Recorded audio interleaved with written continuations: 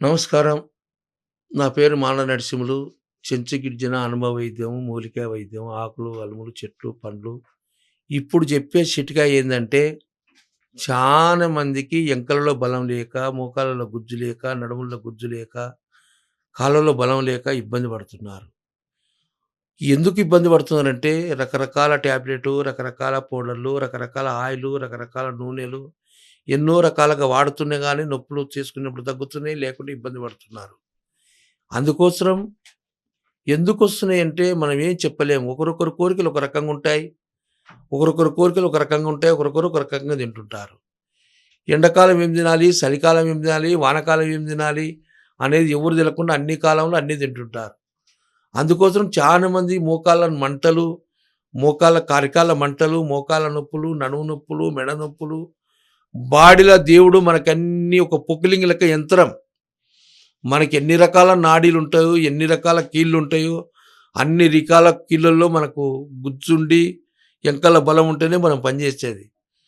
మనిషికి బలం అనేది, నొప్పులనేది లేకుంటే ఆరోగ్యంగా అన్ని పనులు చేసుకొని ఆరోగ్యంగా ఉండగలుగుతాం. మన పూర్వీకుల కాలం మన పెద్దలు ఎక్కడన్నా పోవాలంటే కూడా కాళ్ళు నడక ఎక్కువ నడిచేవాళ్ళు. ఎద్దుల బండ్లు, గుర్రం బండ్లు, గుర్రాలు, కాలినడక. ఎవడో పెద్ద సావుకారైతే గుర్రం, ఒక పెద్ద రైతైతే ఎద్దుల బండి ఉండేవాళ్ళు. ప్రతి ఒక్కరు ఎంత దూరం ఉన్నా గానీ, దూరం బట్టి టైం తీసుకొని, అమ్మ ఇంత దూరం పోవాలమ్మా, తొందరగా పోవాలమ్మా, తొందరగా లేవాలమ్మా అని 3 గంటలకు, 4 గంటలకు లేచి, శుభ్రంగా స్నానం చేసి, శుభ్రంగా ఇంట్లో పనులు చేసుకొని, సద్ది కట్టుకొని, భుజానేసుకొని పోయేవాళ్ళు పనికి గానీ, పాటకు గానీ. ఎక్కడైనా ఊరికి పోవాలంటే కూడా పొద్దుగాల లేచి మూట కట్టుకొని, భుజం మీద పెట్టుకొని పోయేవాళ్ళు. బయట ఫుడ్డు దొరికేది కాదు. బయట హోటళ్ళు దొరికేది కాదు. ఎక్కడన్నా ఎవరన్నా పెద్ద రైతుంటే మజ్జిగ పోసేవాళ్ళు, సంకటి పెట్టేవాళ్ళు. అది ఎవరో రైతులుంటే ఒకవేళ టయానికి పోతే పెట్టేవాళ్ళు.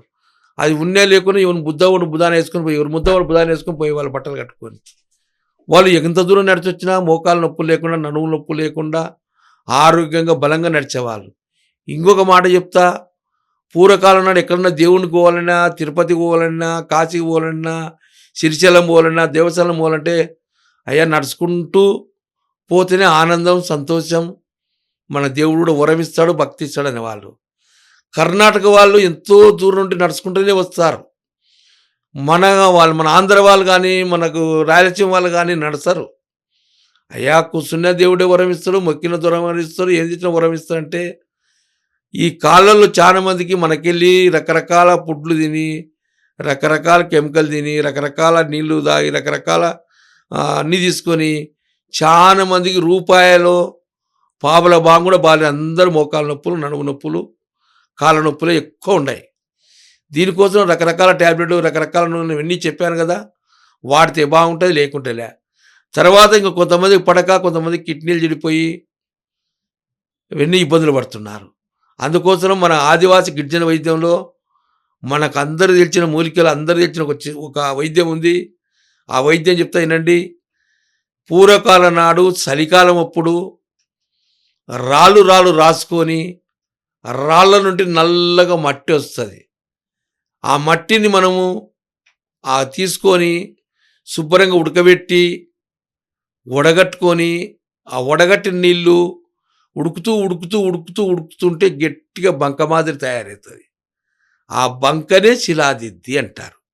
ఆ శిలాదిద్ది గుళిగలు ఇవి. శిలాదిద్ది రాళ్ళు గుళిగలు అంటారు. శిలాదిద్ది గుళిగలు ఇవి అంటారు. ఈ గుళిగలు చక్కగా నీట్గా ఏమైంత నున్నగా వస్తాయంటే, ఈ గుళిగలు తీసుకొని చిన్నగా రౌండ్ గలి ఒక ప్లేట్లేసి తిప్పితే నీట్గా నిగనిగలాడతాయి.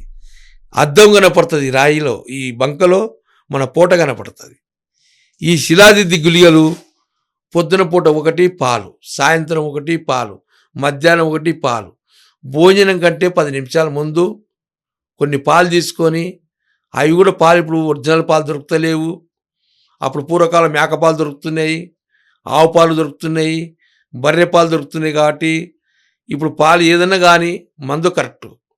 ఒక కప్పు పాలు తీసుకోవాలి, ఒక గుళిగ మింగాలి, పాలు తాగాలి. ఈ తాగితే ఈ పాలు అనేది ఎంకలకు బలం వస్తున్నది. ఈ లోపల ఈ శిలాదిద్ది ఎంకలలో లోపల గుజ్జు జాయింట్లు ఉన్న కాడ గిరీస్ అనేది ఉంటుంది. ప్రతి జాయింట్లో గిరీస్ ఉంటుంది. ఆ గిరీస్కి బలంగా ఉపయోగపడుతుంది. దీని నుండి ఎటువంటి సైడ్ ఎఫెక్ట్ ఉండదు.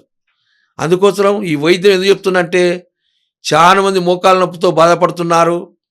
మా గిరిజన వైద్యంలో ఈ శిలాదిద్ది బంక తీసుకొని దాన్ని శుద్ధి చేసి తయారు చేసిన గోళీలు మా కాడ దొరుకుతాయి.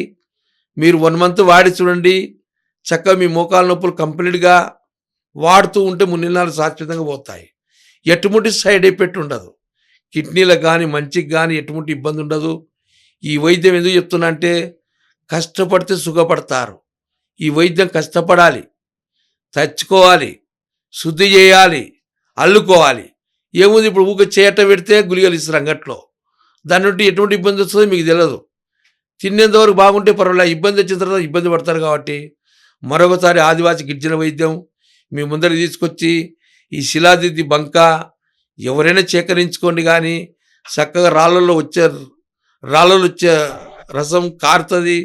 దాన్ని మనం తెచ్చుకొని ముందు మంట పెట్టి దాన్ని ఉడికిచ్చి ఆ వడగట్టి చెత్తా చెదరం లేకుండా వడగట్టి పక్కన పెట్టుకొని మళ్ళీ దాన్ని పొయ్యి మీద పెట్టి మళ్ళీ ఉడకబెట్టి దగ్గరకు వచ్చినాక ఈ గోళీలు కట్టుకునేటివి చక్కగా పనిచేస్తుంది. ఈ వడగట్టుకొని చక్కగా పనిచేస్తుందని ఈ గుళికలు పొద్దున సాయంత్రం మధ్యాహ్నం 3 పూట్ల తీసుకుంటే ఈ ఎటువంటి నొప్పులు ఉన్నాయి, మెడల నొప్పులు ఉన్నాయి, మోకాళ్ళ నొప్పులు ఉన్నాయి, నడుము నొప్పులు ఉన్నాయి, శాశ్వతంగా నివారణ అయిపోయి చక్కగా ఎంకలలో బలం వచ్చి గుజ్జు వచ్చి శాండేటికి పనిచేస్తాయని ఒక ఆదివాసి గిరిజనుడు ఎన్నో రకరకాల ఈ చెట్ల బంకలతో వాడే వైద్యం, ఈ రాతి బంకతో వాడే వైద్యం మేము ముందరికి తీసుకొచ్చి మీకు ఉపయోగపడాలి. మీరు శాండేట్గా ఆరోగ్యంగా బలంగా ఉండాలి. ఎక్కడైనా కానీ మనం అన్ని యంత్రాల మీద పోవచ్చు, కనీసం మన బాత్రూమ్ కన్నా నడిచిపోవాలి, మన ఇంట్లోనే మనం నడచాలి, మన సొంత పనులన్నా చేసుకోవాలి, దానికోసమైనా ఉపయోగపడాలి. అన్ని యంత్రాలు ఉంటాయి, దూరం పోనీకి యంత్రాలు ఉంటాయి, బస్సులు ఉంటాయి, విమానాలు ఉంటాయి, అన్నీ ఉంటాయి. కాబట్టి మన కాళ్ళు మన ఇంట్లో పనిచేయడానికి పనికి రావాలని ఈ వైద్యం మా కాడ దొరుకుతుంది. హైదరాబాద్ ఒక నెంబర్ ఉంది, కర్నూలు ఒక నెంబర్ ఉంది. చక్కగా ఎటువంటి సైడ్ ఎఫెక్ట్ లేకుండా ఈ శిలాదిద్ది గొలిగలు నా కాడ ఉంటాయి. కాబట్టి మీరు ఒక 1 మంత్ వాడి చూడండి, మీకు తెలుస్తుంది. ఒకవేళ మీకు దొరికితే ఆ బంక తెచ్చుకొని నన్ను అడగండి, మీకు వివరంగా చెప్తాను, నేర్పిస్తాను, చేసుకొని అందరూ ఉపయోగపడాలని మరొకసారి చెప్పి అందరు నమస్కారం పెట్టుకుంటూ చెల్లి